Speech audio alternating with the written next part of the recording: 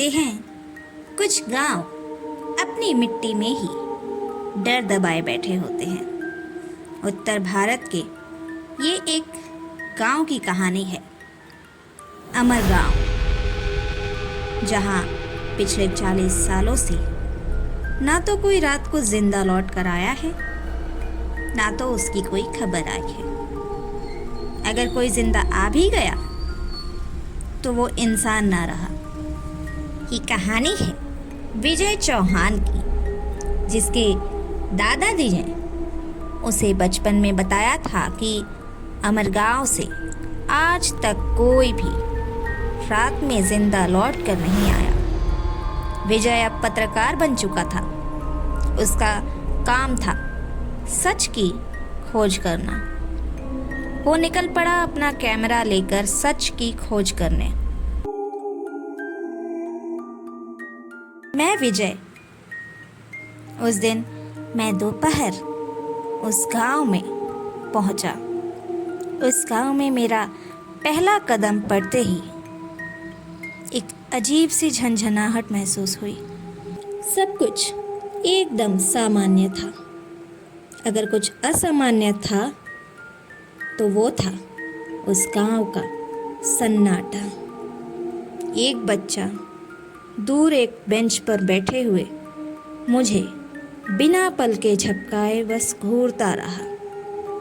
उसे नज़रअंदाज करके मैं आगे बढ़ा। एक बूढ़ी औरत मिली। उसने मुझसे इतना कहा, बेटा, अंधेरा होने से पहले अपने घर चले जाना। इस गांव में अंधेरा सब कुछ खा जाता है। चले जाओ यहाँ से। मैं फिर भी आगे बढ़ा और देखने लगा कहाँ है वो हवेली जिसे लोग भूतिया कहते हैं। थोड़ी दूर चलते ही बारिश होने लगी। बारिश से बचने के लिए मैं भागा और मैं सीधा हवेली के पास पहुंच गया। सब कहते थे वहाँ का दरवाज़ा छूना भी मत, वहाँ जाना भी मत। मैंने हवेली देखी और उसका दरवाज़ा खटखटाया। दरवाज़ा अपने आप ही खुलने लगा। मेरे अंदर कुछ तो काँप रहा था, पर फिर भी मैं अपना कैमरा निकाल कर आगे बढ़ा। मैं अंदर गया। मेरे अंदर जाते ही दरवाज़ा अपने आप बंद हो गया। मैं चारों तरफ देखने लगा।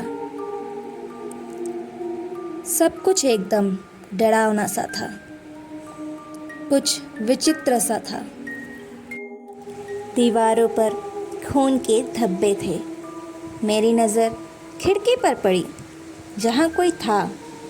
मैं दौड़ कर गया और देखा तो वहाँ कोई नहीं था। तभी मुझे ऐसा लगा जैसे किसी ने मेरे कंधे पर हाथ रखा पीछे से। मैंने पीछे मुड़कर देखा, तब भी कोई नहीं था। मेरी रूह कांप रही थी। मैंने सोचा मैं यहाँ क्यों आया। फिर मैंने अपना कैमरा निकाला। उसे चालू करते ही मुझे कैमरे में किसी लड़की की एक झलक दिखाई दी। मैंने झट से कैमरा पटक दिया। मैं डर गया। मुझे किसी की चीखें सुनाई दे रही थी। मुझे मत जलाओ, मैं निर्दोष हूँ, मैंने कुछ नहीं किया है। मुझे मत जलाओ, मुझे नहीं मरना है। जैसे किसी की कहानी मेरे कानों में गूंज रही थी। आखिर क्या था ये सब? मैं बहुत घबरा गया था। ऐसा लगा कोई मेरे पीछे से भागा। मैं उसके पीछे भागा, पर मुझे कोई दिखाई नहीं दिया। मुझे एक आवाज़ आई, लौट जाओ यहाँ से, वरना मौत आ जाएगी।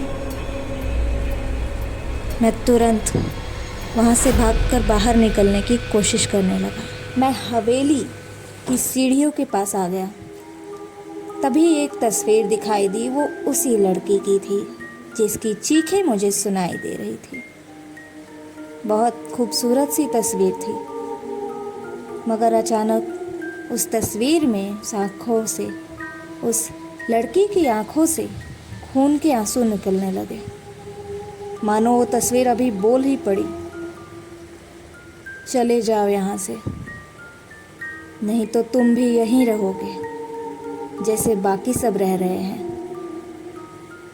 और वो हंसने लगी।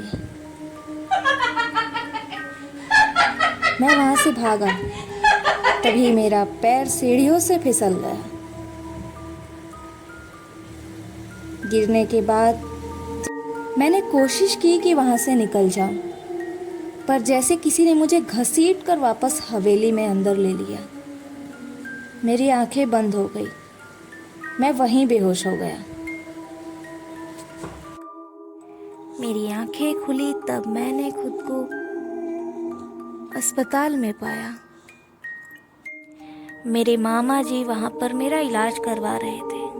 उन्होंने बताया कि मैं यहाँ पिछले 5 दिनों से हूँ, पर मेरे मन में एक ही शंका थी, उस रात मेरे बेहोश होने के बाद क्या हुआ। मेरे मामा जी ने मुझे बताया कि मैं हवेली के बाहर था, बेहोश गिरा हुआ था। तब उस गांव के लोगों ने सुबह मुझे वहां से उठाया और गांव से बाहर ले आए। तब मुझसे मामा जी मिले, लेकिन मैं तो हवेली के अंदर बेहोश हुआ था। आखिर मैं अंदर से बाहर आया कैसे? और मेरा कैमरा कहाँ है? उसमें जो फुटेज होगी मैं वो देख सकता हूँ और पता कर सकता हूँ कि उस हवेली में उस रात क्या हुआ था। मैं उस कैमरे की तलाश में दोबारा से उसी हवेली पर गया, और इस बार मेरे मामा जी भी मेरे साथ आए। हवेली के बाहर मेरा कैमरा गिरा हुआ पड़ा था, लेकिन बिल्कुल सही सलामत था। मैंने कैमरा उठाया और फुटेज दिखाई तो मैं क्या देखता हूँ, उस रात की सारी रिकॉर्डिंग और इमेजेस उसमें है ही नहीं, बल्कि ऐसा लग रहा है जैसे मेरा कैमरा कभी उस हवेली के अंदर गया ही नहीं। ऐसा कैसे हो सकता है? ये सवाल आज भी मेरे जहन में है। क्या वो हवेली सच में भूतों का डेरा है, या है किसी की साजिश?